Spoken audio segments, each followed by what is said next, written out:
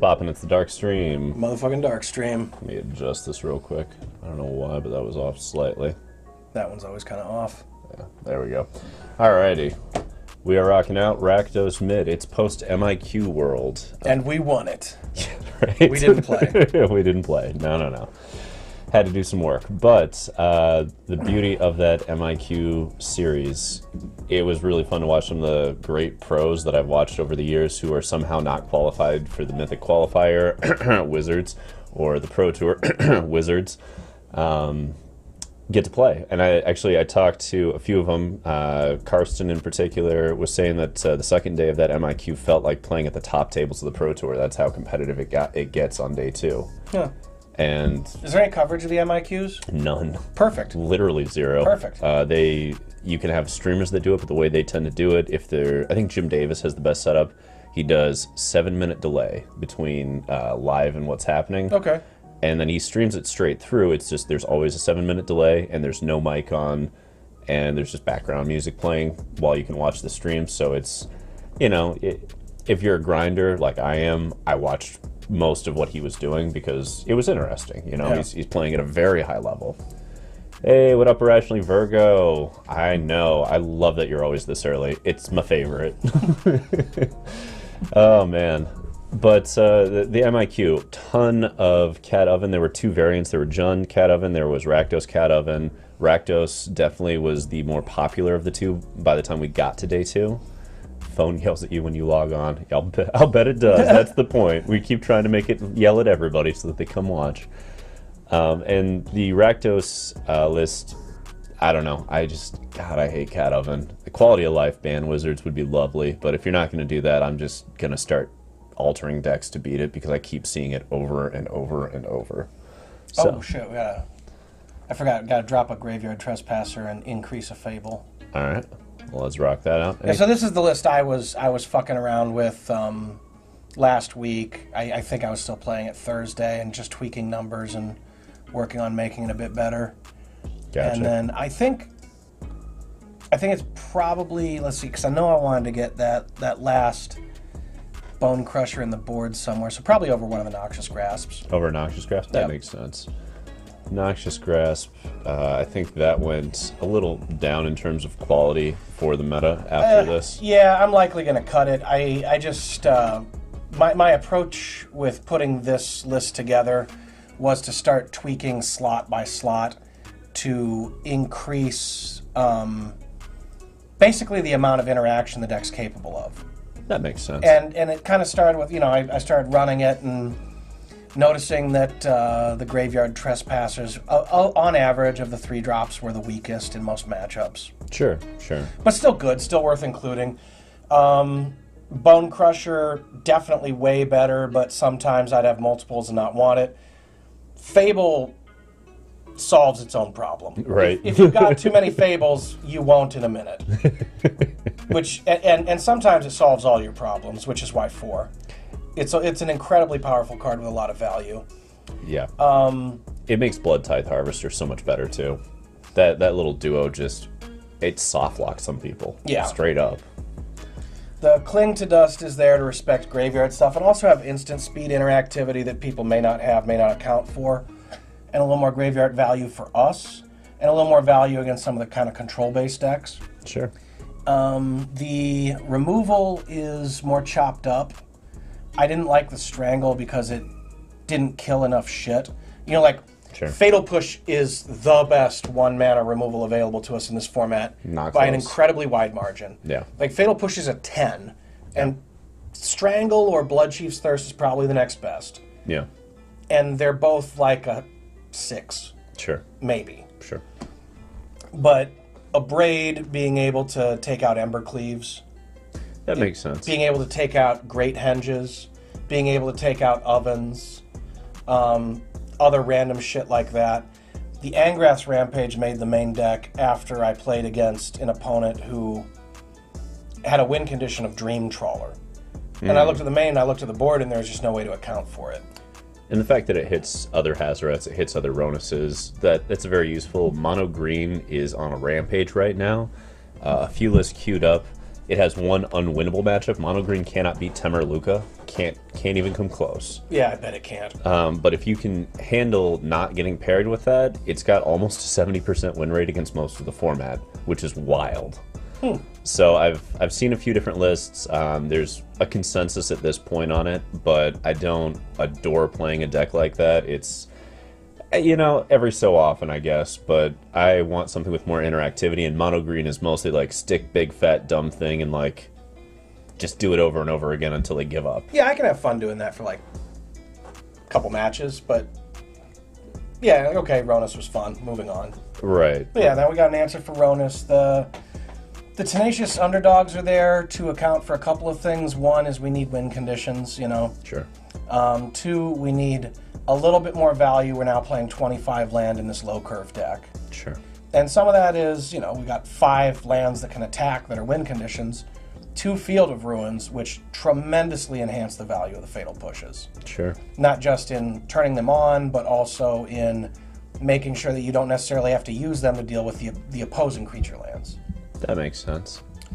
The sideboard I'm least sure about. I've really liked the Sorens to board in the mirror match where things get a bit grindier. Yeah. It never matters with the Hazoret because they're thought-seizing you too. Right, you just need more top decks. Yeah, you need more like big live top decks. Soren's great for that. Angrath's Rampage is strong in the mirror just because it allows you to create situations. Because most people in the mirror are playing like 5 planeswalkers. Yeah. So you can attack with your creatures sometimes when the opponent has to make disfavorable blocks. And then you like eat maybe 2 of their creatures, lose 1 of yours, and then 2 mana kill the planeswalker anyway. Yeah. And then advance the board. So I'm not sure about 2 tenacious underdogs. 1 might be better. I've seen a one of in a lot of lists. I've seen 2 ofs in a couple, but it just depends. It just depends on what you're trying to do. I like it in a list with Hazoret because I like having 6 2-drops that are 3/2s, aggressive, ready to go, and the fact that it does have a draw, like an aggressive draw to it, that's nice. I like where it's trying to position us. I don't know. I'm curious to see how this version looks, and before we move into the matches, I'm going to give you a quick look. I know Jim Davis didn't quite make it, but this is the list that he was running in comparison, so you have an idea of how you can shift this list back and forth. Obviously, for his list, he was on the Chandras, the Glorybringers, less early interaction, more on let's go in the air and let's go over the top that way. Also, yeah, to try and do the same thing every time with this list. Yeah, exactly. So that's one route you can go, but I'm more curious about the Hazoret iteration personally. I've seen the Glorybringers, the Chandras. It worked well for him. It didn't kill him though, and that's where you have to be at the end. You have to be able to queue, and if you can't pull that off, then yeah, you got to keep trying new shit, which is what we're going to be doing. So let's get into ranked, explorer, and a little Rakdos mid action. Let's get after it. I'll be curious how much Cat Oven we run into, how much mono red, mono green, mono blue, humans. These are all viable archetypes that I've seen running around. Just Got Creativity was running around in day 2 also. I mean, the format's diverse. That's what I like about Explorer. I don't understand people hating on this format. It's very diverse. It's got the boogeyman, which is Cat Oven, in my opinion. I think we can build this to beat that, though. Or I like to get really good percentage points, because I'm looking at this deck and the card pool for this deck, and there's so many ways, I guess, to skin a cat. there's I was looking for, I ran into Dream Trawler, and it beat me, and I had no way to interact with it. So I just went in and started searching for sacrifice effects and realized because at first I thought it like Soul Shatter or something. Sure. But there are so many choices. Yeah, in black there is. There really is. There's like the ways to remove things, and everything has its own little tweak. There's not like just a straight up terminate, just kill the thing. Right. So you got to get kind of creative with it. Right. And Fabled Passage, or not Fable the Mirror Breaker helps you see so many more cards. All right, Numaru. This seems like a fine curve. Yeah. Lands, spells, all the things we're trying to do. We will keep, and we will have some fun.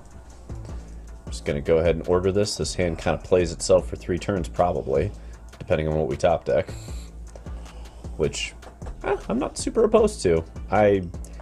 I'm back and forth as to, like, the Hazoret build definitely wants the duresses and benefits from having a format that duresses matter in. I think this is going to be queued up nicely for that based on the meta I saw in the MIQ, but today will be kind of telling if things have shifted and the churn has occurred again, and now we're back to, like, nothing but mono red grindfests and mono green. Like, if we're on those builds, as long as we can snag their collected companies or great henges, though, or ember cleaves, yeah, it's still good game one as long as it's deployed at the right time. So maybe they're mono red right here, and we find that out with our first duress. Even if we whiff, the information is going to be huge. It is. Starting from turn one, and then you just have 4 sideboard slots just waiting for you. And duress in the mirror is a pretty big deal, too. Like, getting to have 8 Thoughtseize-esque effects can be backbreaking. Alright, so we whiff, but we see what they have. So Burning Tree, Bonecrusher, Annex. Alright. Well, don't accidentally say good game right away. must resist. That's not where you want to be. Okay, so do they pop the Bonecrusher here? Probably. They unless like they top deck something. They know, yeah. Unless there's a top deck, I would. Yeah, let's pop the Bonecrusher. All right. All right. Well, I know it's getting discarded to Fable. Let's go ahead and get you on down to that last card. Down goes the Ramunat, maybe? Nope, Mountain. All right. Well, we know what the game plan is. Pretty simple.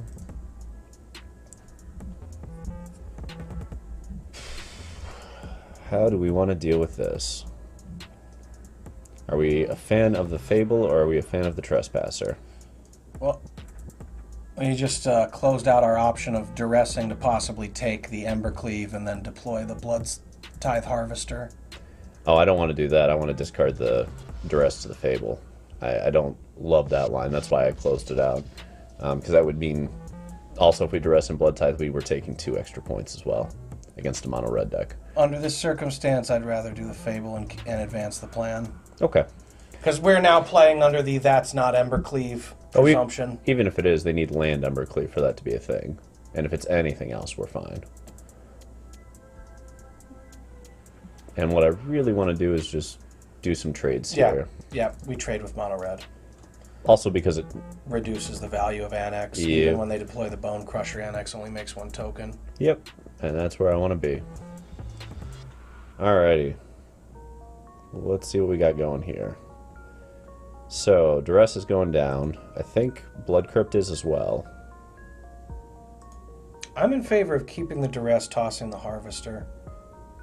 If that's an Embercleave, I want to get rid of it, and if it's not an Embercleave, I don't think we're in that much trouble. I also question whether we're going to have time to deploy the Harvester here.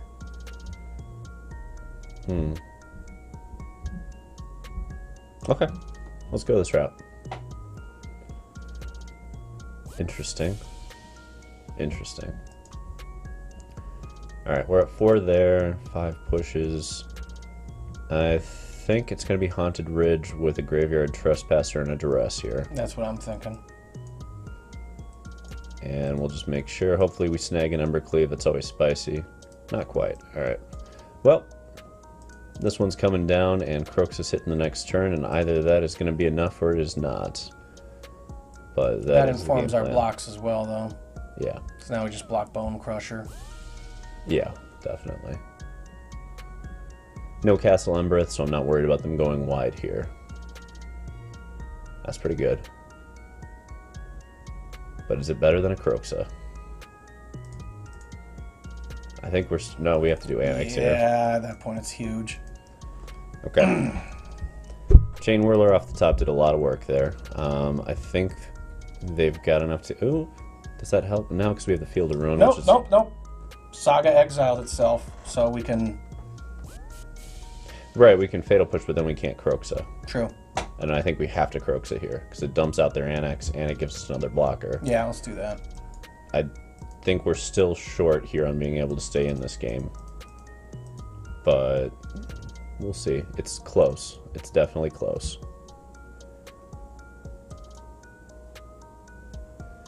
Alright, so 1, 2, 3, 4, 5, 6. If that's a land, they win. Because they gets a smack in for Xaxes, right? That's 3, 6, 7. I guess we'll find out in a moment. because even if we go that route, that's still 7 points, right? Sure, let's find out.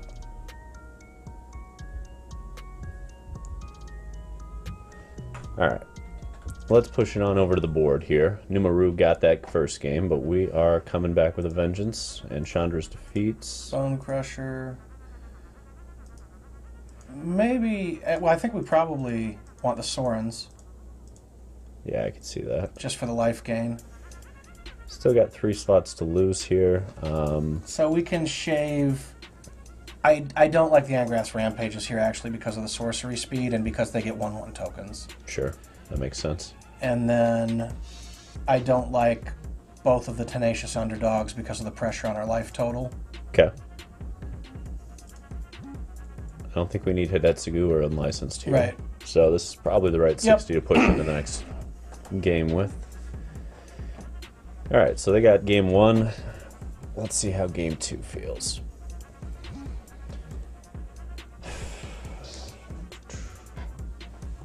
I don't know. I was curious how much mono red we were going to see. I know it pushed at least 10 players into day 2 of the MIQ. So I wasn't certain if it was going to churn by this point, you know. But it is Monday. I think we're post-churn right now. I think we just have to find archetypes, and at this point, you find the one you like and the one you think is well positioned. You learn. I think what we're churning through now is not necessarily an archetype dominance, but we're churning through card choices within the decks. Sure, sure. I'm not seeing a format where things are disappearing. They're just becoming more and less likely. But it's kind of hard to keep track of because, you know, when you're on ladder, you can switch your deck every single match. I keep forgetting we have Thoughtseize against mono red. Probably still worth having, though, frankly. Yeah, this is fine. Yeah, just Thoughtseize in turn 1. Let's take the best card and move on. Their best card is worth more than 2 life. Alright. So we are trying to slow down the tide here, which means probably down goes Carry Zev. I actually kind of like Kamano. Interesting. Because that's going to buy us probably 4 to 6 life to just take away that turn 1 play. Okay. Because now they're going to go nothing, pass back to us, we'll go mountain, and then we'll abrade whatever the fuck they play. They go Burning Tree into carry, we kill carry, we come back to our turn, we can abrade the burning if we want to, or we can wait and hit the Chain Whirler or Annex, depending on what they do. And Hazoret's pretty close to being online. It's not terrible, yeah. So unless this is another Burning Tree, I feel pretty good about our position. Nice. Yeah, we'll just kill it. None of that now. No Ragavan monkey business. Okie dokie. Normally I debate the Field of Ruin there. But they're going to play a 3-drop, and whatever it is, we kill it. Right. Exactly. Definitely. Okay. So the question here is, it's going to be Annex. Do we need to kill anything in response, or do we kill Annex on impact? Annex. We kill Annex. And they get 2 tokens off of it. They sure do.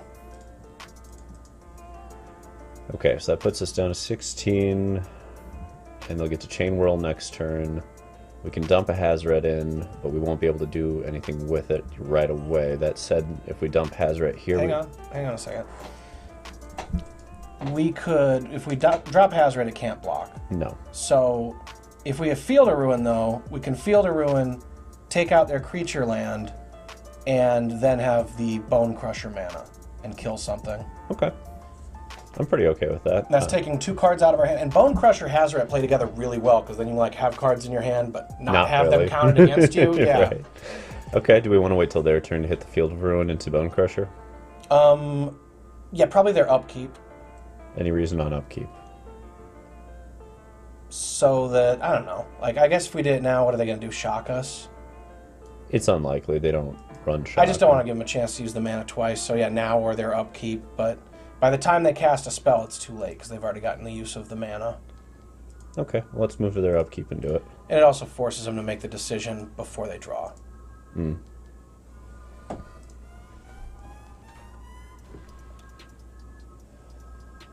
this is the first time right here that we're benefiting from no Sekenza and no Takenuma. because otherwise we wouldn't have land to search right now. Sure.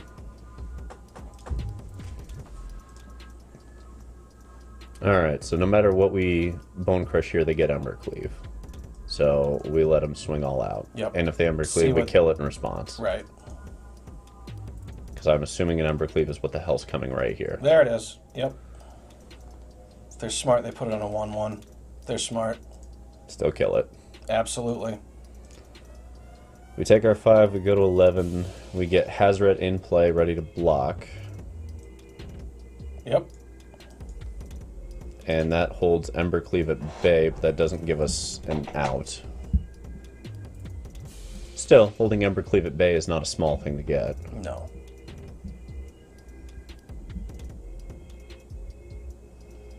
Well, that's annoying. Discard it and play the Bonecrusher. Absolutely. Black mana. Yeah. We'll start with Bonecrusher here, and I think we can just hold it in hand. Yeah. We're not smacking here. Absolutely not.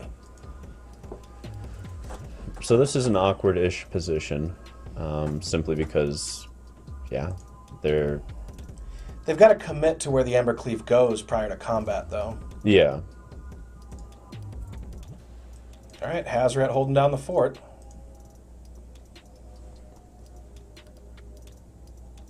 Pass it on back. Yep. And so the way that the Field of Ruin played out here, that's the way it seems to go for me when I've been doing this, is you got to like look for slots to proactively get the creature land. There's not a lot of chances that you get to just wait for them to activate it and get the full blow you out value because you kind of have to keep doing shit. Gotcha. So they push everything in here. Yes, they do. Oh, that's troubling. Yeah, I think that might be game, actually. I think so. 1, 2, 3, 4, 5, 6, and then do they Trample. Do they still get to trample through the Hazoret? I have no idea how that works. Yeah, it does. Wow, that's troubling. Okay. Okay, so I think we could use some sweepers here because there's sort of a... Anger of the Gods is where I'm going. I agree. Let's take a look at our mana and make sure we're good for it, but I'm pretty sure we are. Yeah.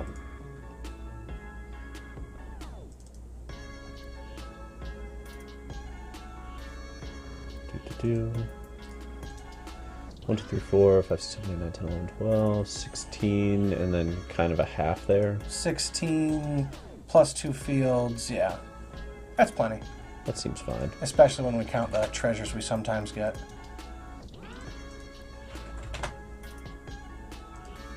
There we are. Alright, let's pop out the Noxious Grasp for sure. And... I'm comfortable dumping one Chandra's defeat here, frankly. I agree. Something more like this. Yeah. Yep. Anything else you want to shift?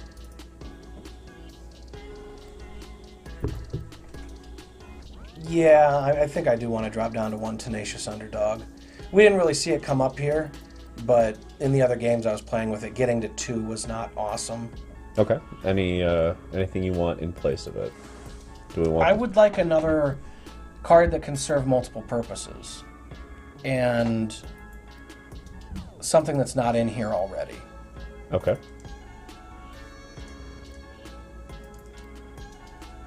Possibly a creature, possibly not.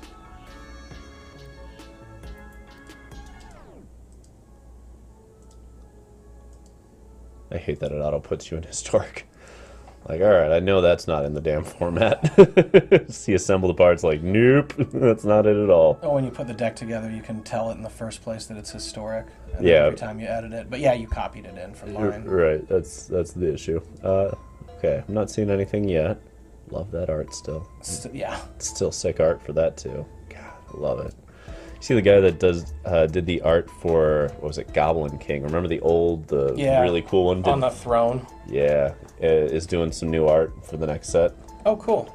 They're bringing back some of the old artists. Are they bringing back Richard Kane Ferguson? I don't know. I just checked on Twitter and saw this. Phil Foglio? Right. That's interesting. I've seen a couple copies in different Rakdos lists. That's very interesting. It's intriguing as an answer to all those Annex tokens and the Burning Tree Emissaries. Just anytime people get into multiples, it's pretty solid. But it's also pretty narrow. I haven't seen it in the main much, but I've seen them in the side as 1-ofs and 2-ofs. What else looks intriguing here? We've got other options. Falky's kind of interesting. I don't really like it in Chain Whirler world, though. No, the X1 is not where to be in Chain Whirler land, and those are everywhere right now. I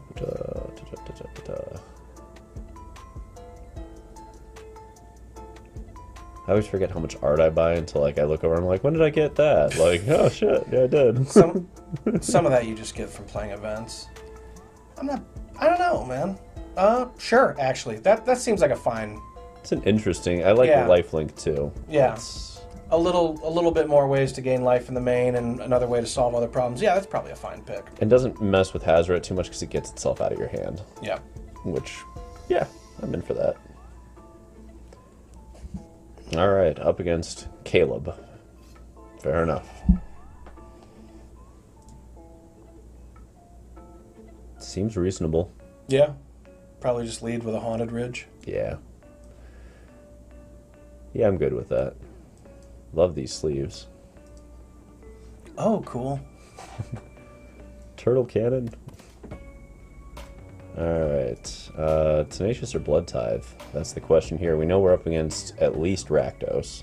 Probably Tenacious so that their removal feels bad. Make those Bonecrushers feel a little worse. Right, yeah. Yeah. That makes sense. I mean, I guess if they can follow it up with Graveyard Trespasser, it's nice, but otherwise it's pretty awkward. I'm in favor of Thoughtseizing here. Do we smack first to force whatever they're doing? No, I'd rather Thoughtseize. Okay. Let's see what they're up to. My guess is that, and then we grab a Graveyard Trespasser. Right, that was going to happen in combat anyway. Yep, Fable. Yep, that'll do. That's fucking easy. Moving along. You can Heartless Act that if you'd like, or you can play the Bonecrusher. It's kind of weird, the role that Bloodtithe Harvester plays, because it is an absolute clown on the front half of Bonecrusher, but not on the back half. Okay, so I think we're swinging and... Do we need to do anything else? Do we need to underdog? Or are we pushing into Graveyard Trespasser and holding back Fatal Push? That's what I'm thinking. Okay, so let's swing and see what they do first. Keep in mind, we got Hazoret, so we want to deploy our hand. Right. And if we're going to do this, we kind of want to empty our hand first anyway. Yeah, the underdog is there because we have a low curve and 25 lands. It's a fine card, but it's also solving problems for us. And they'll probably take the 2-for-1 on the Heartless Act here, and then we can push the Giant. And I don't think we need to go into blocking here. No. I'd rather just take the 4. No, we're winning the race right now.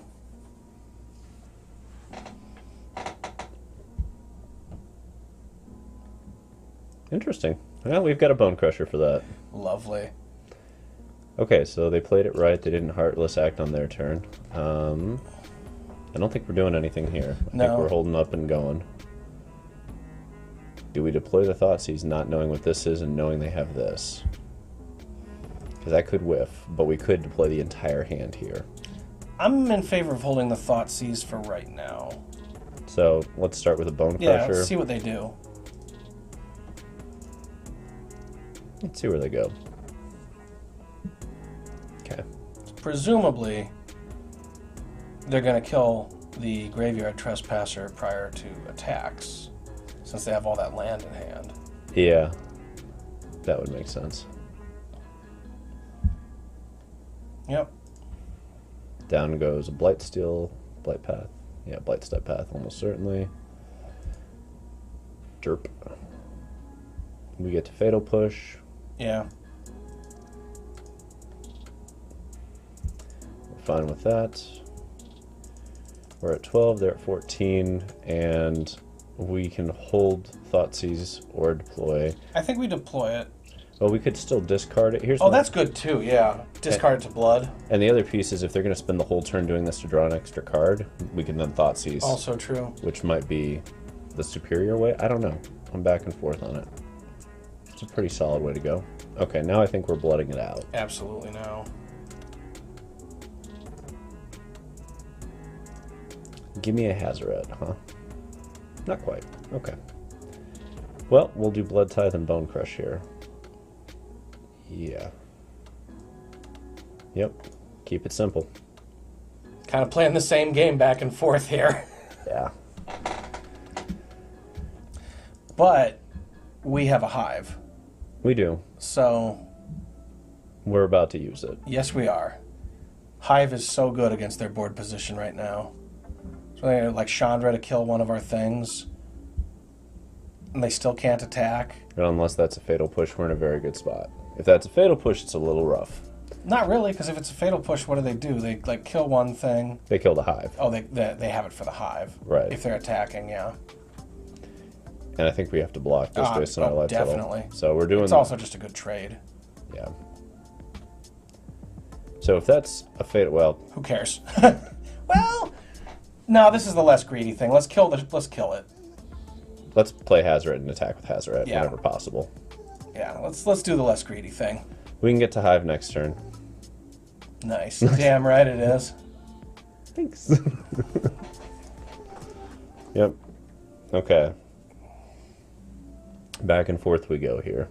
Except that we're about to exile that almost certainly. Maybe. I'm back and forth here. Fable's a hell of a thing to deploy against a deck like this. Mm-hmm. I think I'm on deploy Fable. Here's the thing, though. They're at 12. We can smack them right now. I mean, unless they're going to fatal push it. That's really the only question. 3 options to fatal push there, and this puts them to 7 and deploys a threat. Yeah, that makes sense. That makes sense. So we'll start with this and just get them for the 5. I want to force them to use up their resources awkwardly, and if they're going to fatal push the token, awesome. Also, I don't think they're going to be blitzing that anytime soon here. No, not at that life total. I mean, that just puts them dead next turn at this point. Okay. And then play it as a chump blocker? I was like, what are you going to do now? Right, because otherwise it's win on board. I think. Yeah. I mean, we can use it, but... We can still cast it from our graveyard, though, later. True. Actually, right now, if we want to. And why not? Why shouldn't we? So, swing in... Not with the hive, though? Really? I mean, if we do the hive... Why not? I mean, if they got something to kill it, whatever, they kill it. Okay. We've got plenty of options here. Yeah, shit. And now they have 1 fewer. They go to 4, we get that, and I think we deploy this. That puts us up to 6 mana for next turn. That seems reasonable. Puts us a little closer to that double discard scenario. Okay, game 3. Here we go. Okay. Or I guess it's game 2. Yep, Whoops. that's game 2. Let's peel out the duresses. Yep, Soren's Bonecrusher, Angrath's Rampage. Do we want the go blanks here? Probably over a couple of the Thoughtseizes.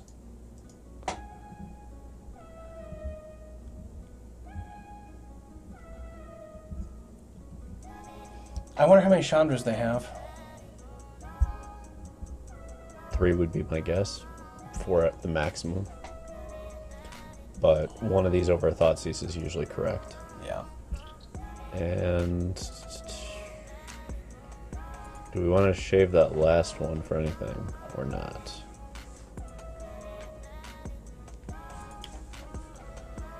I'm not sure. I don't think we know everything that we could about their build.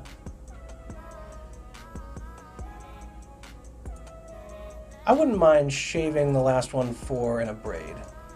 Alright. I'm good with this. It's not uncommon for people to bring in the unlicensed hearses. Right. And Abrade still gets all of their creature lands. Mm-hmm. And Bonecrusher, Graveyard Trespasser, Bloodtithe Harvester. Yep. Alright, so no red, which is awkward. And 2 Croxes, which is awkward. I'm in favor of a mole. Oh, this is better. Yeah, just toss back a Sorin. Do we against the Thoughtseize deck, or do we just toss the Croxon back, knowing they're going to have Grave Hate, and these are key? This doesn't come online quickly no matter what, and they're going to have Grave Hate in this matchup, especially for the mirror. It's something to do early that impacts their hand as well, but I could see that argument. I'm going to try it this way and see what happens, because I'm pretty sure we're going to see some interaction rather quickly with our hand. And I like to have redundant ways to deal with that, if possible. Alrighty. Are we Angraths here? Yep. Yep, just do it.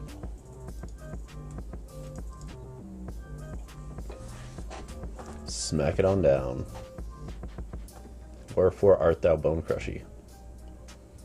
And there's the graveyard interaction. Alright.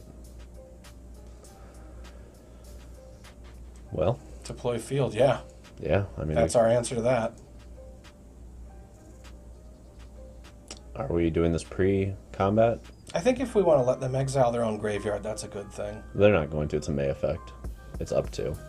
So they can leave that... They will leave that alone. I guess it doesn't matter. Sure, just do it now. We're in combat anyway. Who knows? Maybe they only have 1 basic, too. It's really funny if that's the case. Yeah. So probably get a swamp and discard our mountain. Yeah.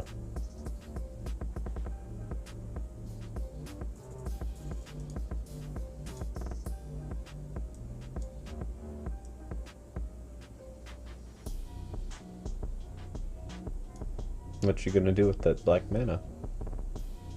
There we go.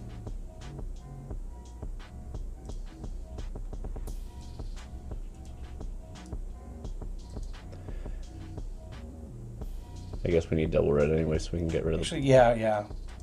So we're getting off a basic then. Mm-hmm. Sure.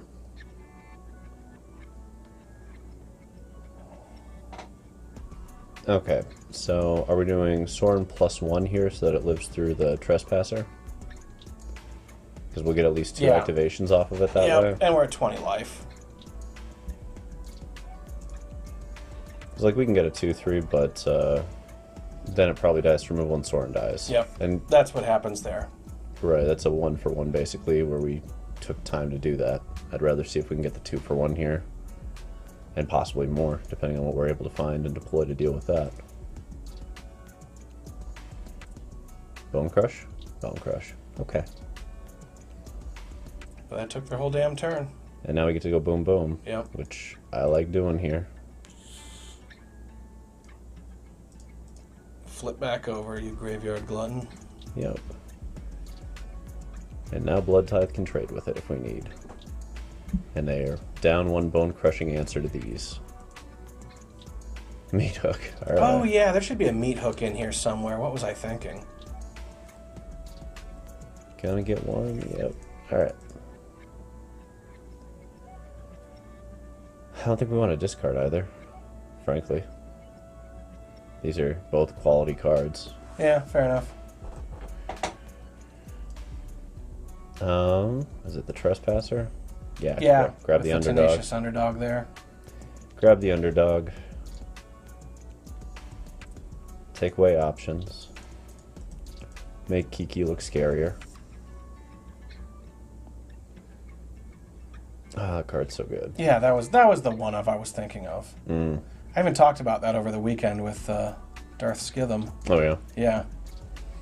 So let's see. They go this route. They smack us for 4. We get to Hive and kill the Chandra. I think we need to. Yeah. But that leaves us in a not great position against other Chandras, but a good spot if they don't kill the Kiki, because then we get to Sorin and then copy the token, which could be a strong move. I mean, they're definitely pulling ahead here, but nope, that's better.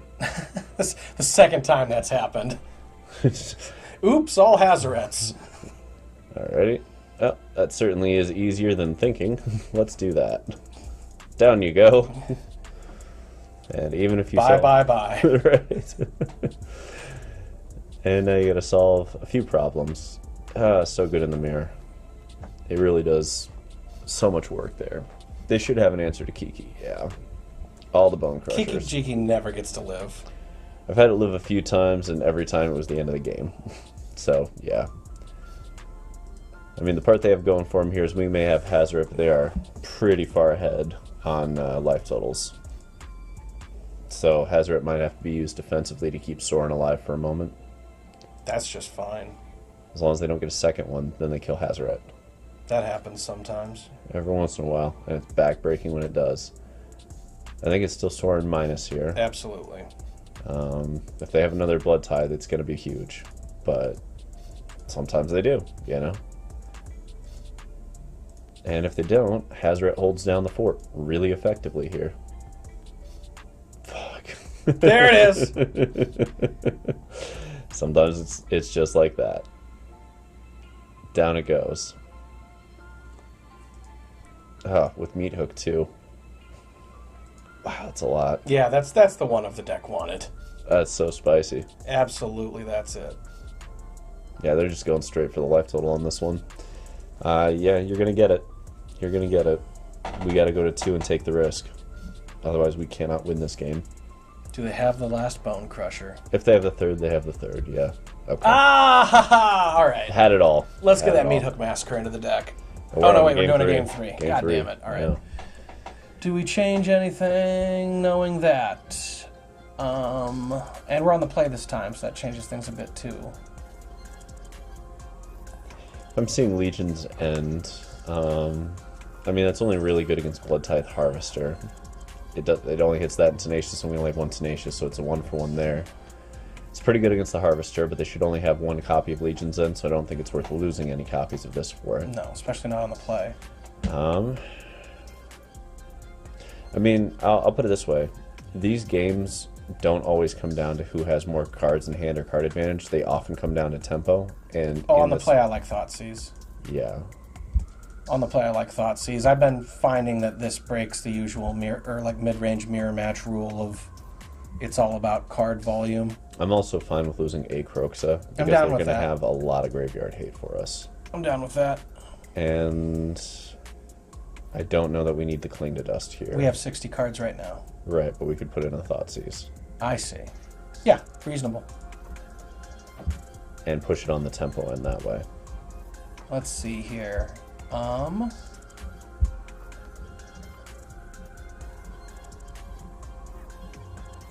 Any other iterations? I'm thinking maybe drop the Murderous Rider for a go blank. It doesn't... The 2-3 doesn't really line up against anything favorably. Okay. Let's try that out, yeah? Yeah. Alright. Mirror match on the play, game 3. Can we win the mirror going this route? Not a terrible hand, I'm fine with that. Looks good to me. Spells, lands, spell lands, all the beautiful things. Perfect mana, good curve. I mean, I don't know. As long as they don't Thoughtseize the Fable, I feel pretty good about this hand. If they Thoughtseize the Fable, we're in for a rough time potentially. Not exactly. We still have 3 spells in the form of our lands. That being a sorcery is a little rough here. But we'll see what they do on turn 2 also. Nothing. Great. Yeah, we can go this route in Fable. Fable for sure. Yeah. And they get to Bone Crush the token, then play the Bonecrusher, which we can Rampage if we need to. Yes, we can. That's another thing it's fine for. Just depends on... Okay. Now it might be more... Let's see. What are we doing here? Okay. Options. Lots of options. I think we can safely dump the Blood Crypt. I agree. And I think... Keep the rest. Do we want to dig deeper to try to find Hazoret? Nah, we got a full grip. Okay. Deploy. Yeah. And... I think it's Trespass or Fatal Push. Yeah.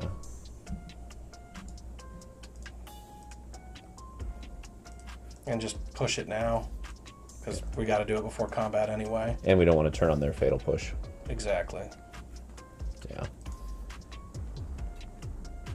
So let's see. Worst case scenario here, they're going Chandra, kill Graveyard, to which point we get to do Den of the Bugbear, kill Chandra, and they take 3. And we have a residual 1/1 and a Kiki. They get the Kiki, then we get to abrade it, plus have back all the rest. It's not bad for positioning, and that's... Okay, there it is. What happens? Predicting this thing.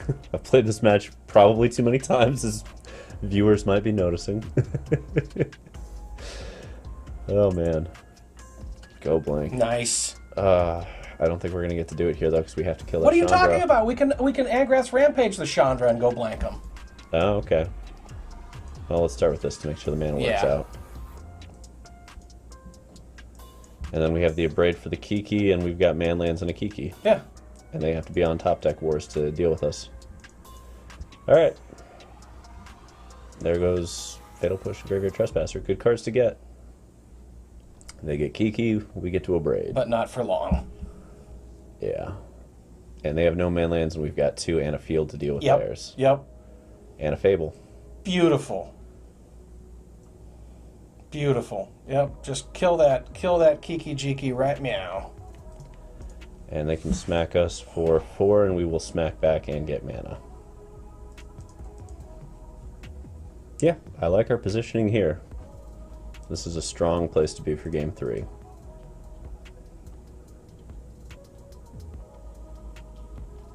Do you get the removal off the top? What a top deck Best there. possible removal off the top. Yeah, threat plus top deck. That's a hell of a way to go. Okay. I think we're keeping here. Yeah, we are. And probably still deploying. I think so. Had to get the Bonecrusher. Alright. No attack. Yeah. We're not going to turn that into a treasure. Yeah.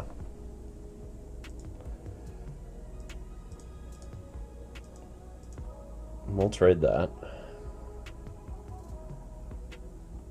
That'll get fielded. Yep. Down you go. None of that now. Swamp. Little land thinning for both of us.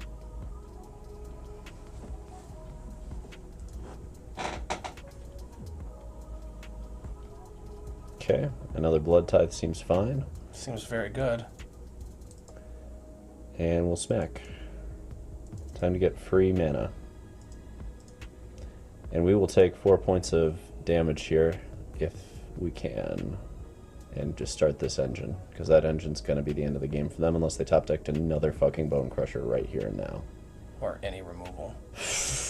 Or the best possible choice, yeah. Yeah, the third top decked Crusher. We'll do a little salt there. A little salt in that wound. Still just taking the damage. Yep.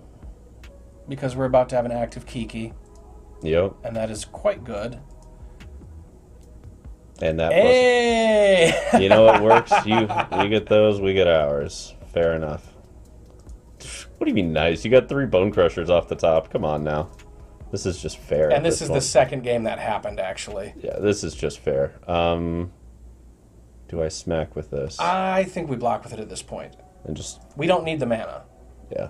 We don't need the mana. And our life total is becoming precarious. And now we get to just run this train all the way through. And a so Sorin. helpful. And a Sorin.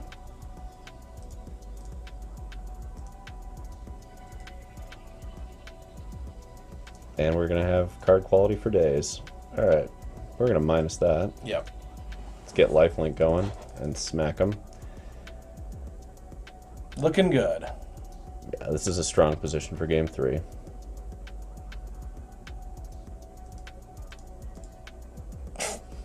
Ooh. That's cool. That's spicy. It's wrong, but it's cool. I've seen it as a fun of in a few different lists. Okay. There are better 5-drops. There just are. Yeah. I think we're deploying this so that way we can always turn on a manland and Kiki in the same turn. Yeah. As much as I want to, go through these, I think we're just better off hitting with manlands also and putting the clock on. Yep. And we're on Den of the Bugbear here. Absolutely.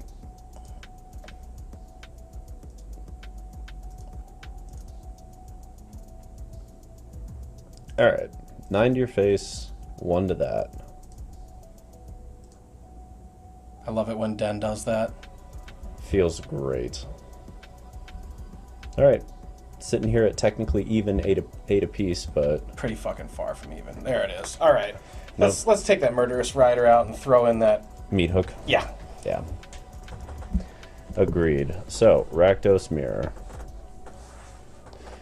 And a question I want to continuously ask as we're going through this is the Hazoret plan and Duress plan stronger than Chandra Glorybringer? Because that is really the two different builds that I'm seeing emerge. I don't know the answer, but it's something I'm definitely contemplating as we play this. What has me liking this one more is the flexibility of it. Sure. Because the other one, yeah, it's a powerful game plan, but if that game plan doesn't line up well against the opponent, yeah, you're hopeless. Sure. And I don't like taking a powerful, flexible mid-range deck and turning it into like glass cannon mid-range. That makes sense. Because then it's like you're playing a Gruul tempo deck all of a sudden. Yeah. You know what I'm saying? With better removal but worse creatures, typically. Right. I don't think that if there's a Glorybringer deck that's the best Glorybringer deck, I don't think it has black in it. Here's an interesting hand. I think we're keeping it. Oh, yeah. But as to how to play it out, that's the interesting question. We're on the play. I think it's Haunted Ridge down. Yeah, I agree with that here. As much as I'd like to see what they do, and depending on what it is, we might Thoughtseize, we might Bonecrush, we might do any of those things. It's going to be a Bonecrusher, almost certainly. Yep. Oh, yeah. Yep. Or is it Fatal Push and Thoughtseize? I kind of like that. Let's start here. What you got? Wow. Okay. A lot of pressure. We can handle everything here except Coco, basically. Right. So Coco goes, push is happening, they get Luminarch, we get Bonecrusher on it. Mm-hmm. Then they go Archon, we get to Graveyard Trespass, they go Questing Beast. Or actually it's probably Bonecrush, so that when they Questing Beast it just trades even. Yeah. Of course we need to draw our third land, but so do they, to be fair. So we'll see.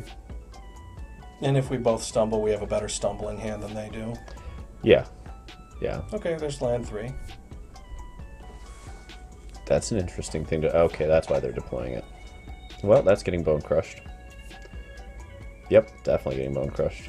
Not letting that get on the Questing Beast. Perfect. So if they get land, they get Questing Beast. If they don't, they go Archon. We got our land. It'll come into play tapped. Non-basics, yep. Yep. So we do Bonecrusher here. Yep, in case they get the land. And we'll dump that into play tapped red. Red, black, red, black, red, black. Perfect mana cross. Okay. 3 to the dome. And that means that's going to be 5/5, which is a bit of a problem. How do we want to deal with this? I mean, we could Bloodtithe plus Kroxa. What if... I mean, if they have... Yeah, that's what I'm thinking. It's perfect, because then we get Kroxa for it, but if it's not, then we wasted the turn on this instead of getting into... Well, if it's not, we can also deploy something with 3 power and just double block and get it anyway. Alright, let's go for the sauce here. Okay, fine, we didn't get it. So, which one do you want to... Oh, shit, no. We only get to play one spell. Oh, fuck. So we are smacking here. Yeah, it's not blocking. Archon of Emeria, it's been a minute. It's been a minute, and this is going to feel real bad. The answer there was play the Graveyard Trespasser, and now that's happening. Okay. Okay. We're at 5? Wow, that's good. Probably the Trespasser just for the life. It's going to get double strike on this. Oh, we're fucked. Yeah. Trying to think of how we can deal with this. Opponent makes a mistake. They do that sometimes, and double strike doesn't have trample, but we can't swing through the 5/5. Right. And it's just 2, not 1 because of the palette. Wow, it does a lot for him. And they can just smack in the air for 6. Okay. Or I guess, yeah. Cool deck. That is a cool deck. It's a very cool deck. I've seen green-white humans. I've not seen that iteration of green-white before. Green-white mid-range. Very good. Noxious Grasp, where are you? Alright, so comes in, comes in, comes in. Based on the number of Llanowar comes in. We need to get rid of these duresses. Yep. And We don't need Cling to Dust. Cling to Dust is probably not as good as an Anger here anyway. And I'm guessing another Anger may make it in over the... maybe it's the Tenacious Underdog. I don't know. This might be fine with the 1 Anger. I'm back and forth. I mean... I actually like Go Blank better. Than Anger? Yeah. Their creatures get bigger than that pretty quickly. We have a lot of early point and clink removal, and they've got a bunch of 3 and 4 mana cards. I think we can just get them with it, especially on the play. Alright, we'll toss 1 in, leave the rest like this, and push to game 2, yeah? I'm actually in favor of that over one of the Abrades as well. Really? Mm-hmm. We have lots of early removal. We have tons of it. I'd dump it in over a Croxa, frankly. Because Maybe. these are I kind haven't of... seen any of their graveyard interactions powerful to get going. Okay, let's give it a shot like this. Green-white, I don't even know what to call it, just mid. Mostly the green-white decks I see are humans. I've not seen a build like this before. But hey, that's what Arena's for. That's what the ladder's about. This seems okay. Yeah, that'll do. I'm dumping this in tapped still. Really? Not turn 1 Thoughtseize? I mean, we're going to be able to do both of these next turn if we need to. I don't know. I guess we could still top deck a land. And We still... do one and then the other. Right. It takes away our ability to dump Angrath there, but that's okay. I think it's Thalia. Well, we've got the push. That's a good point. That's a good point. And it's going to take... Yeah, probably Paladin class then. I think so, because that's really the most annoying thing they can do.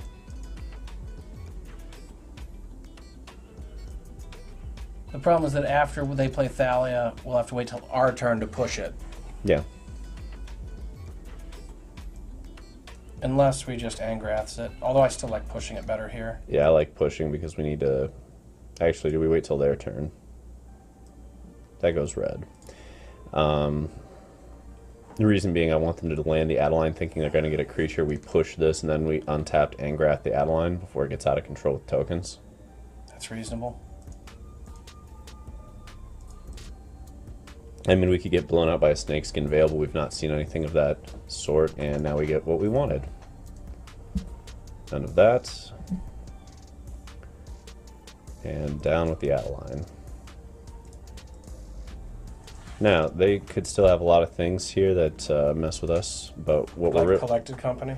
Right, but if we can grab a land off the top, we can get boom boom right in there, and there we go.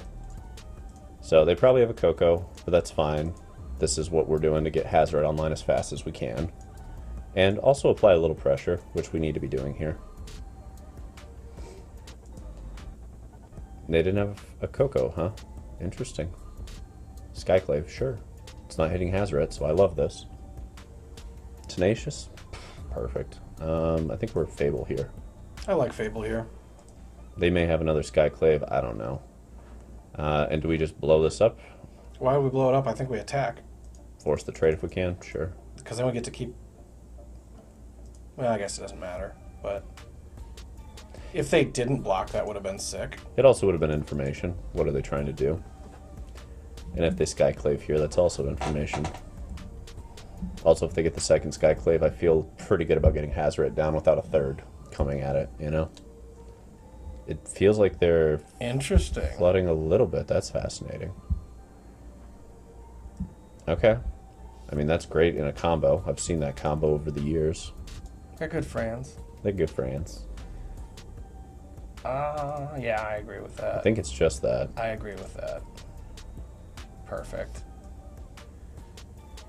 Black, red. Doesn't really matter that much, but it's Black.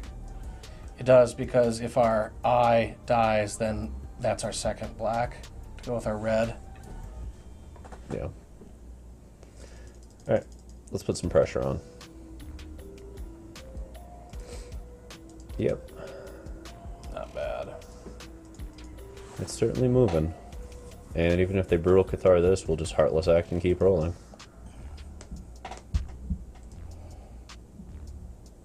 Okay, so they're going that route.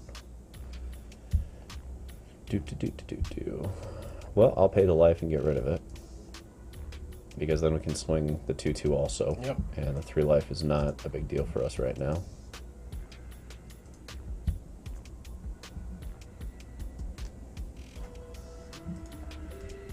I don't know what they have in hand that they have 3 cards just sitting there. That's very interesting. They have a cave still. They do have a cave.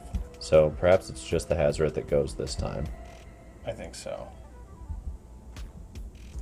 Although, making them activate it, I don't know. If they have a collected company, they're going to cast it. If they don't, then they're going to activate and get a free creature. True. Redain. Not a good Coco. Pretty okay with that result. Are we playing this land, holding it for Blood and Hazoret, I think? I think hold it for Blood and Hazoret, see what opponent does. Yeah. If it concerns us, That's pretty good. then we Blood. Yeah, it gets rid of Hazoret. Awkward. Although we do have Kiki online. Does this do tokens, non-legendary? Yeah. So we can blow this up and copy the 4/4 and smack for 8. Yep. Or I Not guess bad. 4. 4. We can. Never mind. They Never have all of them. All the Skyclave apparitions. Whatever were they waiting for? Let's get a Meat Hook Massacre. That would be so much fun. Well, we got the mana. I'm in favor of using the Thoughtseize. Just to make sure. Yeah. Unless they're holding land just to bait this. They were not. So this is going to cost 4 no matter what. Mm-hmm. Does it hit the Redain or does it hit the Hazoret Skyclave? I think it hits the Hazoret Skyclave to give us superior creatures. Okay. We're both low life total. Skyclaves. All the Skyclaves. So they're under pressure to... That's pretty good. Okay, yeah, that's very good. Although to be fair, we're just going to derp. So they only hit for 2 there, but that puts us in a pickle. Because we can't smack this. Otherwise it just trades for a Redain. I think we're playing this out, and then they still have 5 points in the air. God, that's awkward. They've got a good deck. Yeah. It's a really cool deck. So we're smacking 4 here. Because we can at least chump on the back end if we need to. And we need to apply pressure. Are we also smacking Hive? I think so. I think so, yeah, we are, because if they trade a card for it, that's fine. Next turn, we'll have a Bugbear that they have to contend with. Doesn't really matter, Don't does think it? it does. Just in case. Yeah, if we get a double block here with Redain and Adeline, I'm fine with that. Or that. That's fine too. Still gives us a 3/3.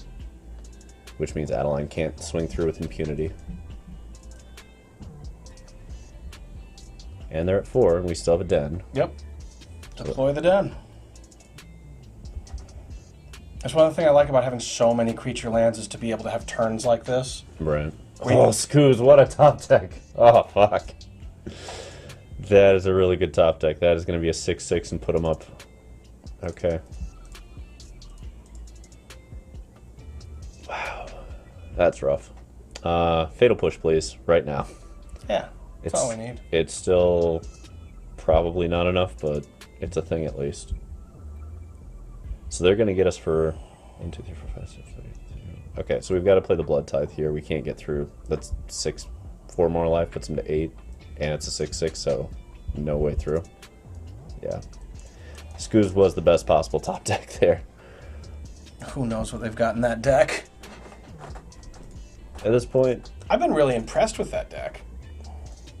I mean, it's just green-white Coco value. Yeah, but it's good choices, really good card choices. Yeah, it's set up to shut down a lot of stuff. I've heard rumors Scooz was back. I hadn't seen it till today, but I'd heard rumors that there were a few players on day 2 with main deck Scoozes. You know, that's got me thinking maybe it's time to Jund. To push it on over and get that Scooz? Yeah, the graveyard removal is so good. Yeah. Getting bigger than Bonecrusher, pressuring the fatal pushes, it might be time to Jund. I can see the excitement in your eye. Oh, yeah. Oh, yeah. All right, green-white mid. Good lord. And an unlicensed hearse. Okay, they are not fucking around with this graveyard. Nothing's getting through. Oh yeah, I'm ready to Jund. Alright, so they've got lethal next turn. That's not quite it. Nope. Is there anything we can do? Okay, so we can Bloodtithe that out, Angrath Rampage that out, which keeps it from being lethal next turn. So let's start with that and see what they do.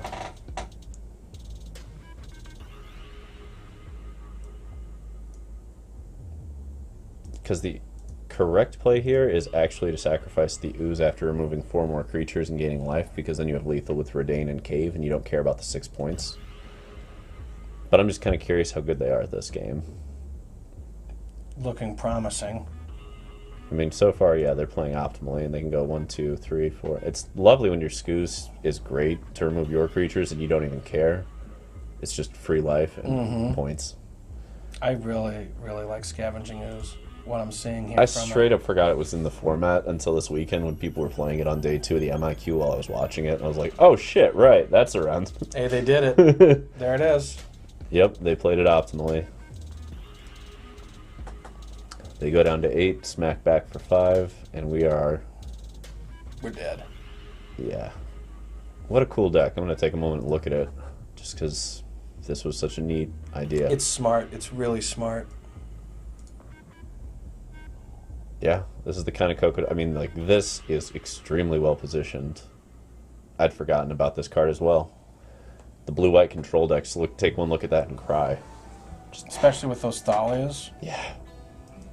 Yeah, Paladin plus Thalia. Oh my god. You're never countering a spell in the rest of the game. Yeah, this is a hell of a list. This is a hell of a list. Alright. Back to number 1800. Is that the lowest number you can have while still being ranked? Yeah, I think it really means we're in the 99th percentile, because it's put me there like 5 or 6 times, which I think is the nice way of saying you're just outside of ranked, because then, yeah, you go to 98 or 99%. Okay. Are we spicing this up with a brew? Fuck yeah. Okay. I guess this will be quicker, because we got to move a lot of cards in. So, Scavenging Ooze. Motherfucking card. Alright, so we don't need the Cling to Dust. Our mana can no longer support Kroxa. Fine with that. Kroxa and Rakdos Mid is kind of like Parhelion and Esper Greasefang. It's really cool when it happens, but like you gotta have a better backup plan. Yeah. Let's see here. We're gonna need very different lands. Yeah, but we gotta figure out what's in the deck first. What other green cards do we want? Now that we've got everything on the table in the lovely land of Jund. Let's see what's around. It's been a second since I've messed around in Jund land. What do we have in green? We know that we like Scavenging Ooze. Lotus Cobra, but not for this. That's not the plan, though. Joel Rail, but not for this. Bribridge Tracker's a card. Yeah, how's that going to compete with our other 3 drops, though? Well, Fables are staying, Bonecrushers are staying. I don't know that this does. It may, just because of how hard it is to kill and how good it is to remove cards in the graveyard. Okay. So we've got that on the 3-drop end. 2 drops, it doesn't really change much. This is kind of fascinating, but the problem is the Rakdos mid decks run Chandras and it cleans up. And abrades.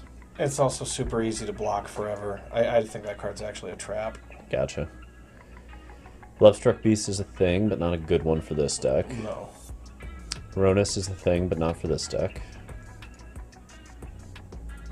Anything else that's spicy? There are options, but Questing Beast is a fucking thing. Not here, though, I don't think. Although, hang on. Because, yeah, it can 2-for-1 Planeswalkers. I kind of like it as a one of. Well, I'm wondering if this is like in place of Hazoret, we move to the Beast. Because they serve similar functions, you know? Hasty, hard to deal with. In this case, Vigilance, Death Touch, and can't be blocked by a lot of the format. Although can be killed. Can be killed. Can be killed by very specific circumstances. Can be killed by more circumstances, but still usually gets a swing in and doesn't require us to lose hand. I don't know. I'm back and forth. I like Questing Beast quite a bit. It may not be the deck for it. I also like shifting Ceratops on the side, potentially. Potentially. I haven't seen anything where that would have been good today. My issue with this is that the blue-white decks have so many Wandering Emperors, and they just don't care about this. You know what I mean? I didn't even like it that much in Standard. Like, it killed Teferi for 5 mana, but they still had that extra card. Well, let's get into other fun Jund things, like Cheville. That card's just not good enough. Sarulf.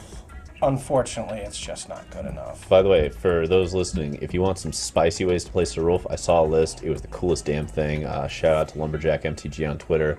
He was doing Sarulf with fight rigging to give it counters. Oh, cool. It was really neat. It was such a cool idea. I was like, I don't know if this is good, but damn, that's the coolest thing I've seen with Sarulf in a minute.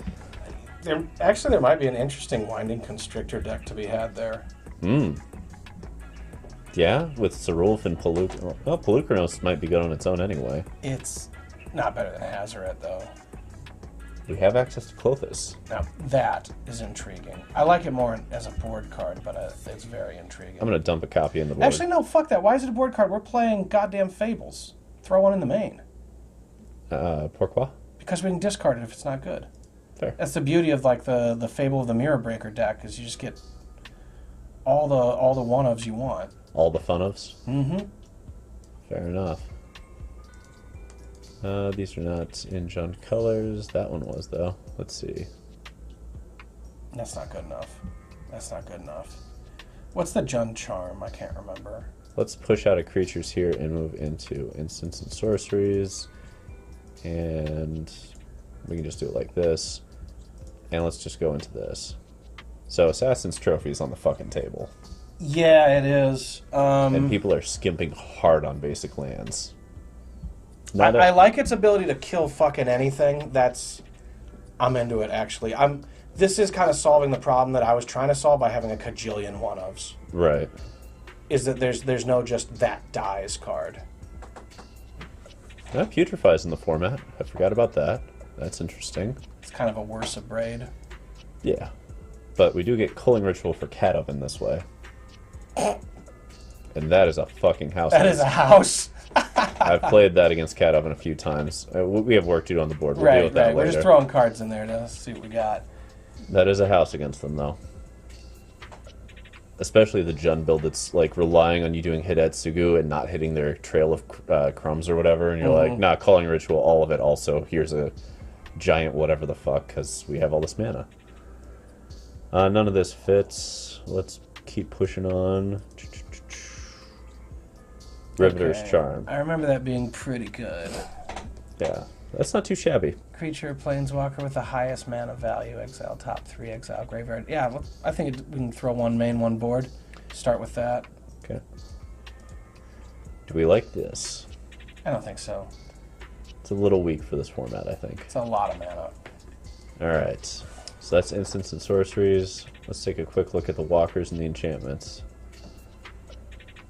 Binding the Old Gods is in this. Yeah. It's interesting. 4 mana, I want to do proactive things. I don't think it's as, again, like, I want to stay a Hazoret deck. Sure. Hazoret is amazing. Sure. Like, pop it back, pop it back.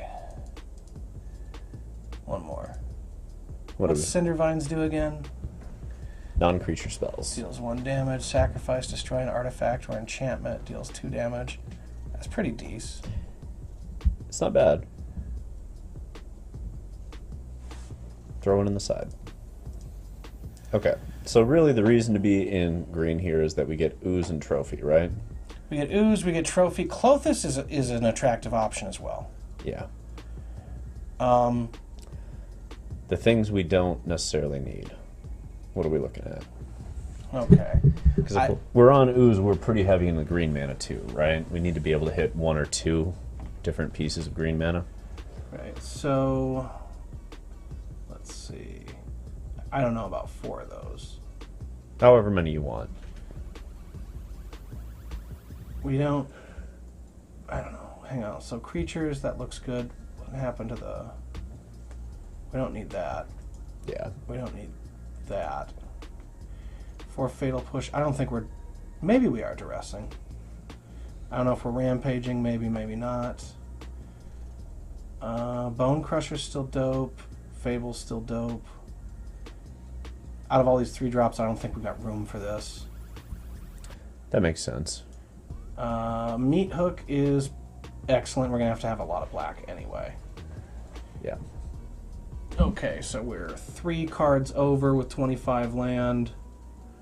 1...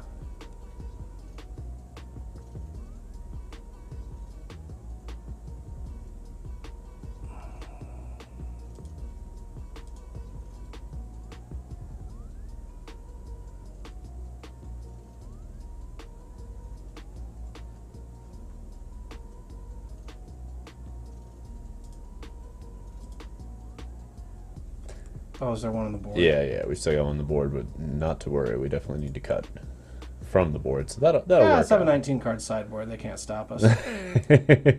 That's the secret every time. 19-card boards. Okay, so I still like the 1 Rampage, and I still like having one on the board for the same reason I put it in the deck in the first place, which is to not be stone dead to Dream Trawler. Right.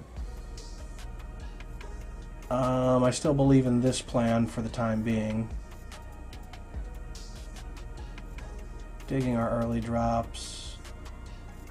Klothys is kind of interesting to main deck. It's an intriguing option, definitely. But we're able to... Okay. This is going to be tricky. So, step 1 is we get the 3-color land.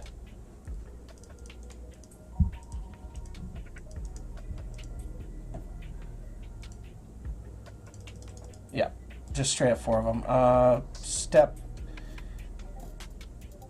A lot of options here. I think we are continuing to be a Field of Ruin deck if we possibly can. I don't know if we'll be able to pull it off, but we can try. Where's our red at? Right here? Yeah, I mean our early drops for red. Non-existent till 2. Okay, so... But we need it turn 2 because we have 8. And we need to hit 9. to be able to get by 5 to doubles. Right.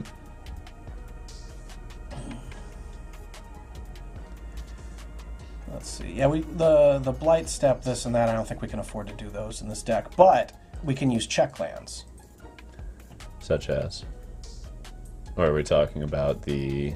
Oh, I'm sorry. I know what you mean. I think you went past. Woodland Cemeteries. Yeah, the check lands, because the Zeotora's Proving Ground and the Ravnica Shock lands make them excellent. Let's see. And Dragonskull Summit. yeah, that's the other one. So, under this construction, we would not be using things like Haunted Ridge.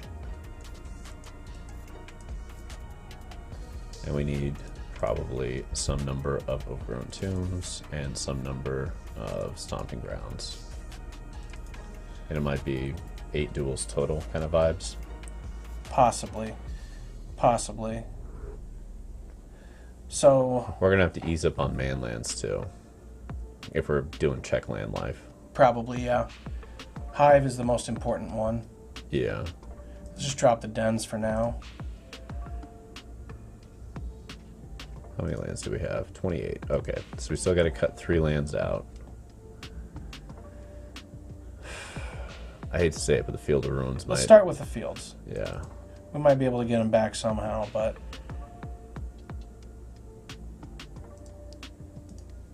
Try to make this a little easier to look at. What are you thinking?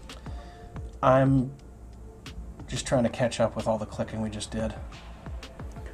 So... 4, 5, 6, 7, 8. The Stomping Grounds are not very good because we can't deploy them as quickly. You know, like we can't get them turn 1 if we want them. So yeah, I lean into the ones that make black. And splash the other two colors, essentially. And then, well, that also allows us to prioritize check lands that interact with black. Right, so the rootbounds go down. Well, hang on. But we still get there. And now we have 11 sources of green, so we're going to need more green.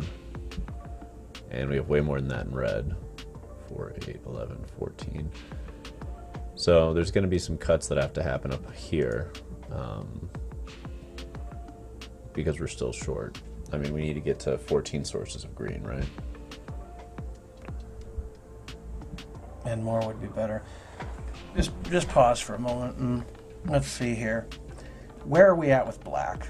Because I bet we could cut some. So that's 6 and then 10 and then 13. Oh god, we have so much black mana. Yeah. So we can peel out definitely a swamp, probably 2 swamps.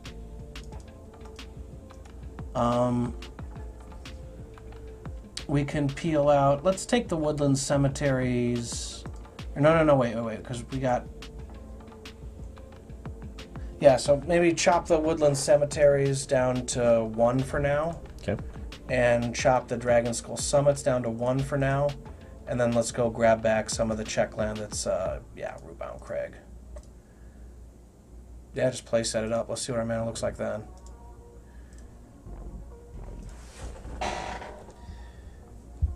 So black, we get 5, 9, 10, 14, 15, 18, but a little bit of it comes in tapped.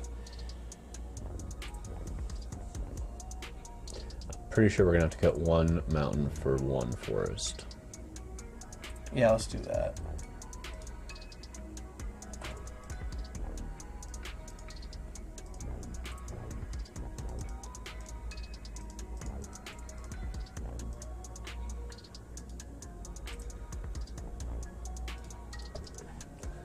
Okay.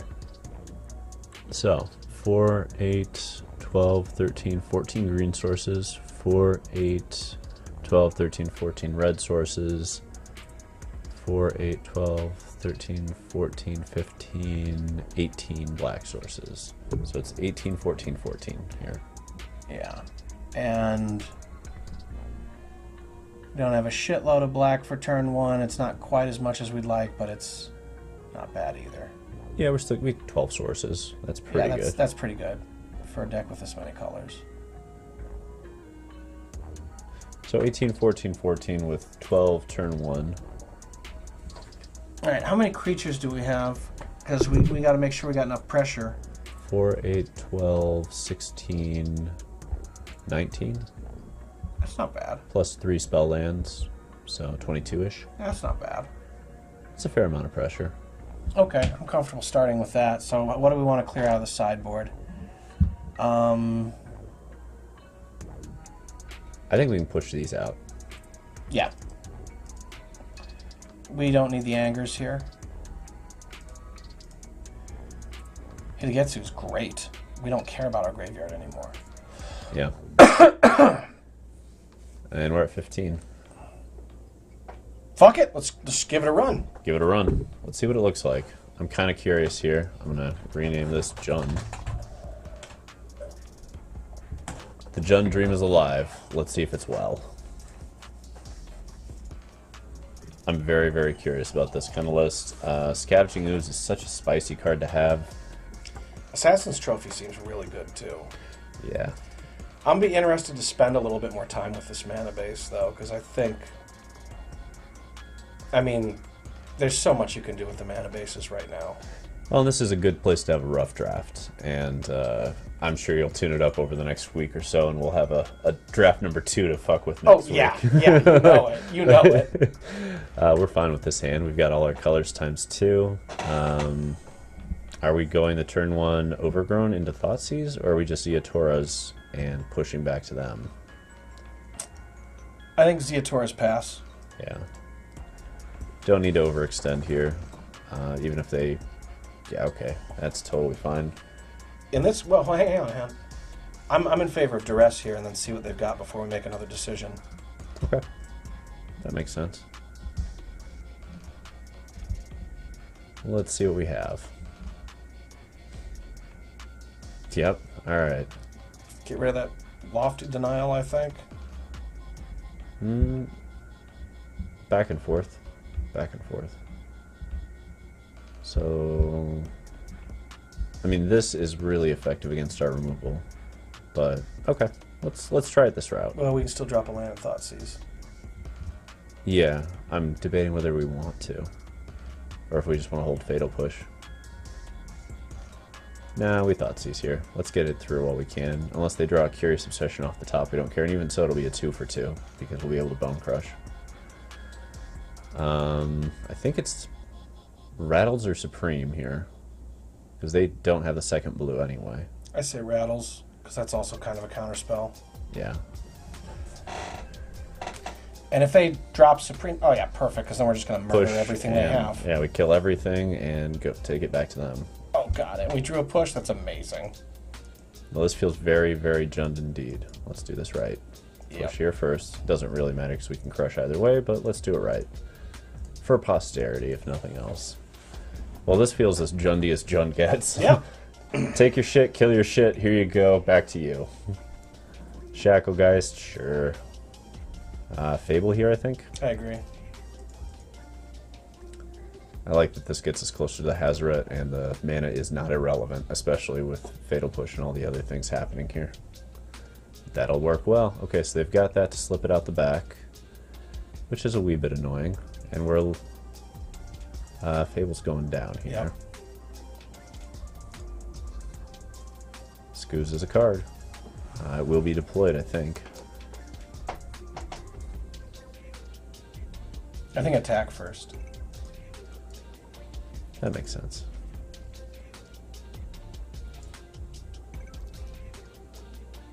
Okay. And then, yeah, I think Scavenging Ooze. Because we can also gain some life back and sort of switch the race up. And really, dude, life gain, this deck was wanting it. Yeah, it's needed life gain badly. And this also gives us things to do with our mana. And that Graveyard Trespasser was just like a really bad Scavenging Ooze.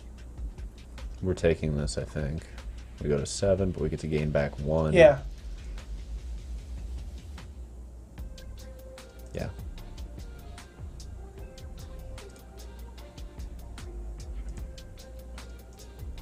Guess what gets bigger? Yeah. What? Good old Ooze. Dies, grows the Ooze. Which also gets copied with Kiki. Interesting. I don't think it gets its tokens, though.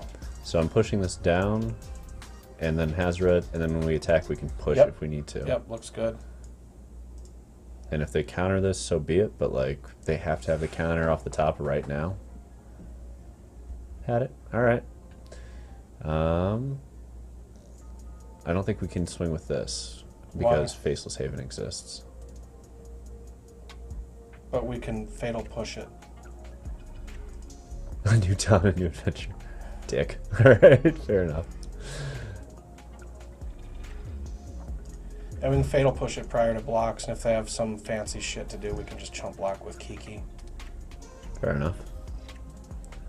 Lofty Denial off the top. Well played.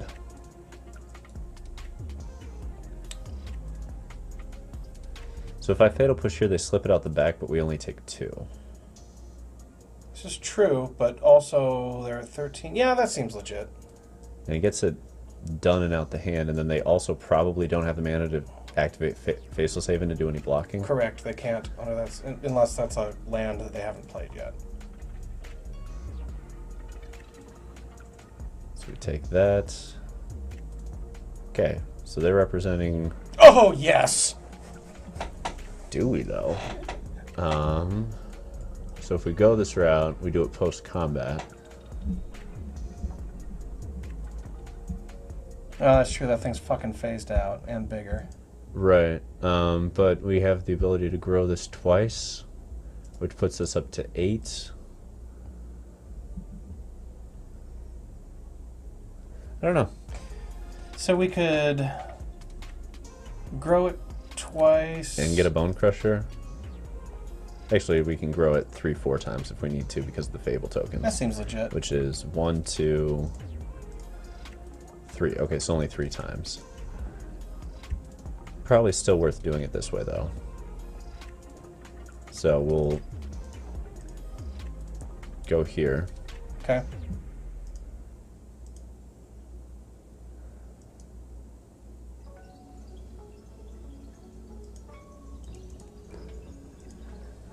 Okay. Pre-combat. Why wouldn't we want more damage? Oh, you want to do that? Yeah. Even so, though, if we're going to grow it off of those treasures...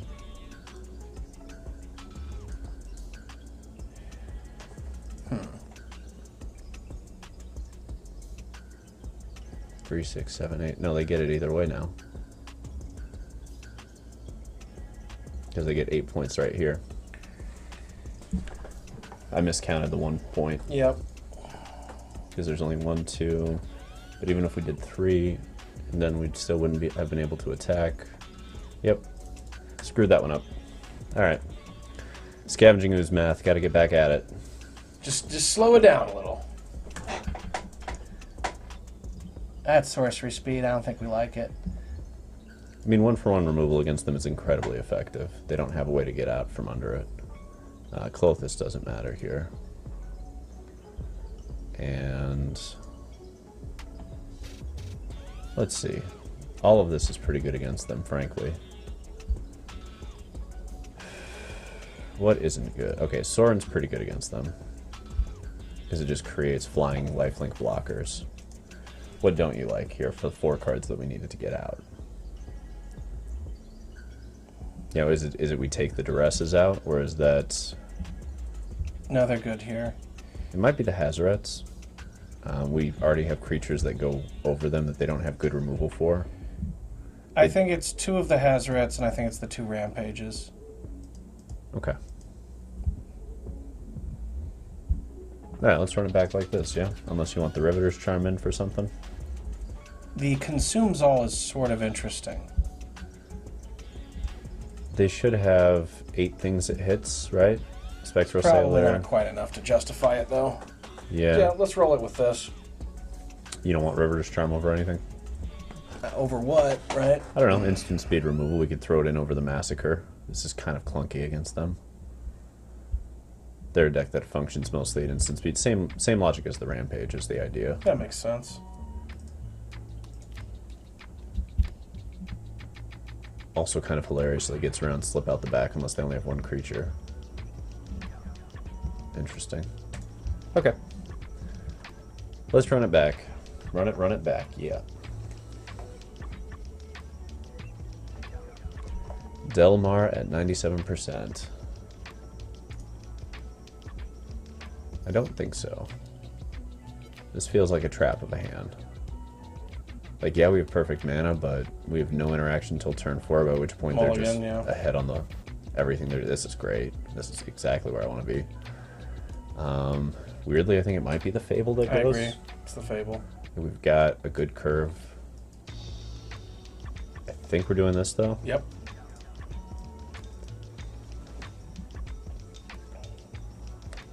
Okay. I think we're on Bonecrush here. I agree. Although, if we're going to do it, we do it now. Yeah. The reason is, yeah, you could wait for them to turn it into a 2-3, but maybe they don't do it, and... Yeah. They go Shackle, so... Are we on Kill Everything, or are we on Bloodtithe Harvester? Again, a lot of decisions to be made right now. I like Harvester and Tapped Land. Okay. Because Harvester is a removal spell. Sure. In the future, if we want it to be, but it also lets us clock back and forth, and it's not like they're playing removal. Sure. This is true.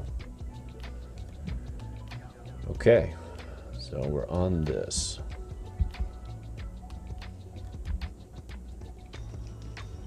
So is it going to be Bloodtithe plus a Braid, essentially? Because we can get 2 shots at killing it, and they'd have to have Geistlight. Yeah. I mean, if they have it, they have it, but I'm always a fan of making people have literally everything they need in the order they need it.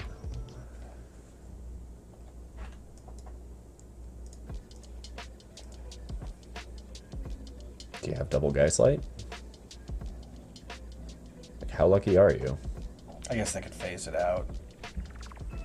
Yeah, there's that. I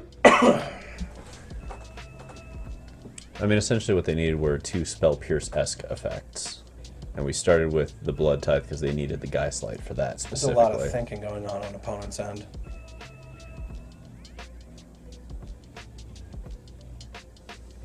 Weird. Okay. Interesting. Very, very interesting. I will say this for this deck. I love how smooth this curve feels. You know what I mean? Like, knowing next turn we're going to be able to curve perfectly again, and we'll be able to use the Bloodtithe with that. Like, that's spicy. I'm not loving the life loss from all the shock lands, but it's probably necessary for now. No, it's not. We can do it without the shock lands. It's just that's not the kind of thing I can figure out like in 5 minutes on the stream. Sure. That's like 30 minutes of me just sitting there and figuring it out. Sure. Which would I don't think it would be fun to watch if you're in the chat and you think, yeah, Camgen Taste, build a mana base for us for half an hour. I'll do that sometime. Yeah. It's something I'm pretty good at, but it takes time, and I'm usually not able to talk through it because I'm thinking. Fair point. I can talk through it after I've done it. My thoughts right now, though, are actually trying to use Fabled Passage as our primary 3-color enabler.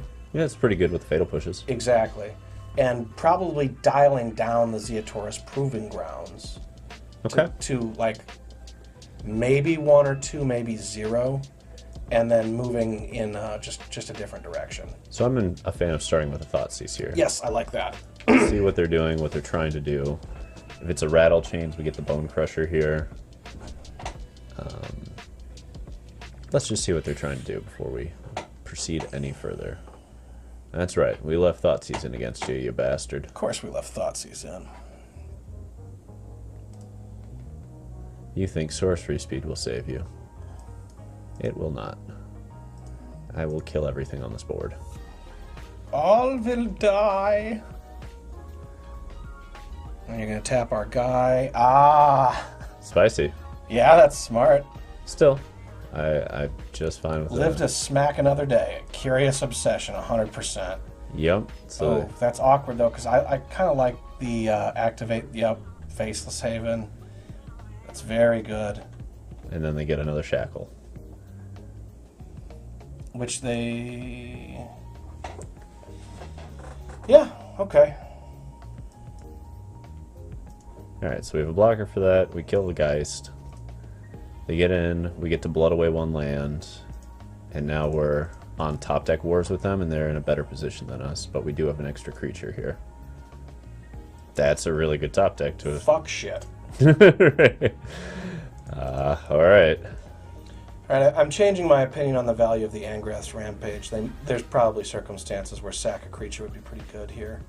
Although, in this instance, point-and-click removal's better because they could activate the land. Right. Which... What are they even thinking about? Just attack? Whether to swing the Faceless Haven's the question. Just to trade out the Bonecrusher, I don't think it is. You could get another flyer, and another flyer is way more damning than trading that. Or they could get a bounce spell and be in a position to just fucking kill us. Which they are right now, actually, because we don't have the 3rd green source here. They have this game. Because they're going to swing no matter what. And... Oh, yeah, let's just scoop it up. Yeah. Alright, so, mono blue. Spirits, once we move to Jund, we need some work on it, but is a thing. Is a thing. Not our finest hour here. That's first draft of a deck that's going to be complicated to build. True. True. So, what can we say we've learned, if anything, so far? I don't think a fucking lot. There's... I don't think we can have Clothis in the main here. I think everything needs to pack more of a punch. Yeah, I'm with you. I like the idea of pushing more into the main that can... I think we need more proactive cards. Yeah. And to that end, I'm believing in, dropping the Massacre and then What do we got here? Did that give us 2 slots? Yep. 2 slots to mess around with.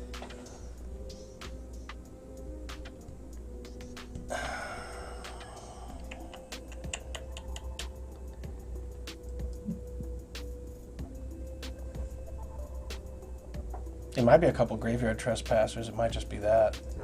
A little more life gain, a little more pressure. Yeah. We do have room in the 3-drop slot at this point. We do.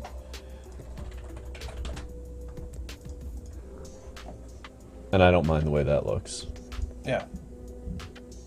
Now, whether or not this is the right build, we won't know yet, but... It's not the right build, I know that for sure, but we get a little bit closer by trying new things. Yeah, and this is relatively close to a good first draft. Yeah, there's room to work on the mana base. We definitely want to take a peek and figure out if there's more that needs to be done with, which removal spells, whether Hazoret's the right at top end is a question mark. What I'm thinking is fundamentally I want to max out on black-green duels that can come in untapped early. Okay. I want to use Fabled Passage instead of the Proving Ground for mana fixing of all 3 colors. Okay. If I can, I want to reduce the Proving Ground to 0 of. Okay. But again, that's going to be complicated. That's going to take a while, and I don't think we have enough time left on the stream for it. Yeah, probably not.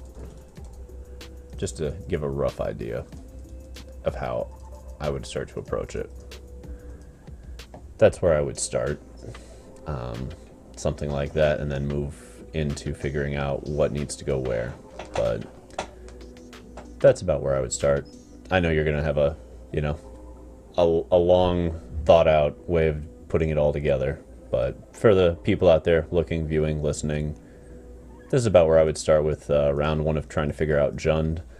I do think there's a lot to be said for Jund, strictly because we get access to very specific things that are great right now. Here's what I'm most interested in. 1, 2, and then kind of in no particular order, this is really interesting to me.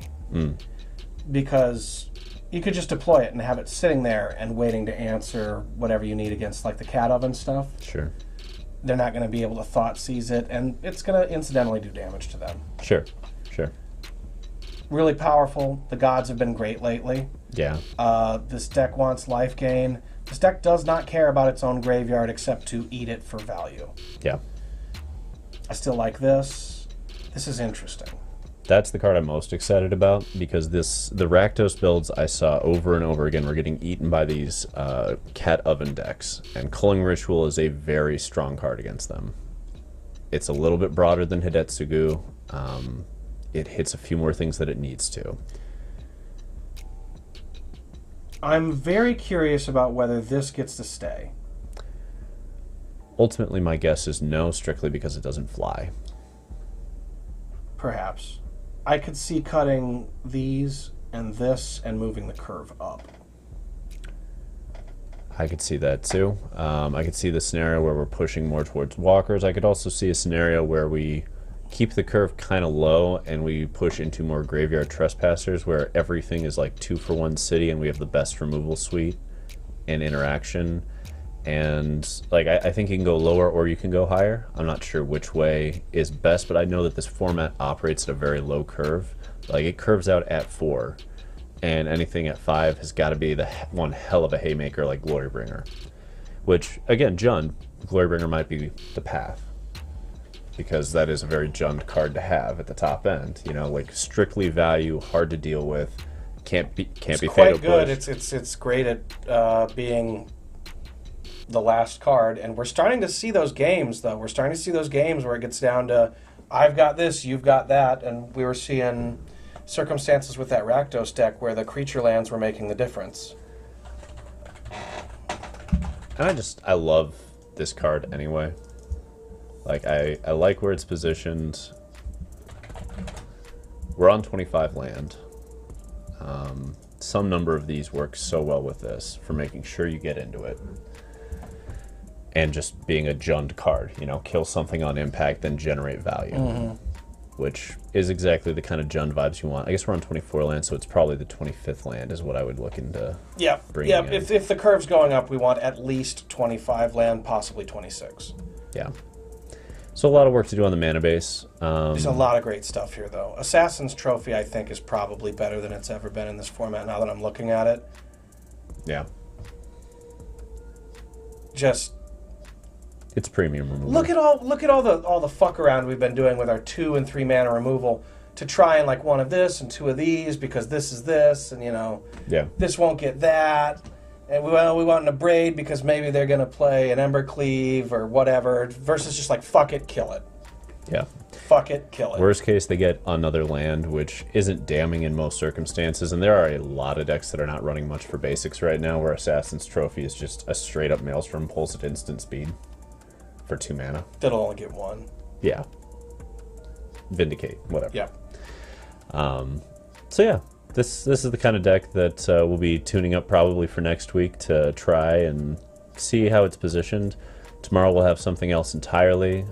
Don't know what yet. There's a few different options sitting around in my little hearts pile that I've been tuning up and trying out. So yeah, I think that's where we leave it for today.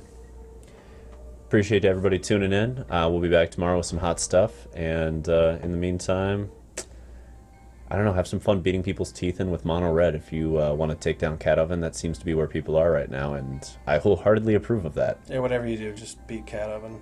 Exactly. Punish them. DarkStream out. Peace.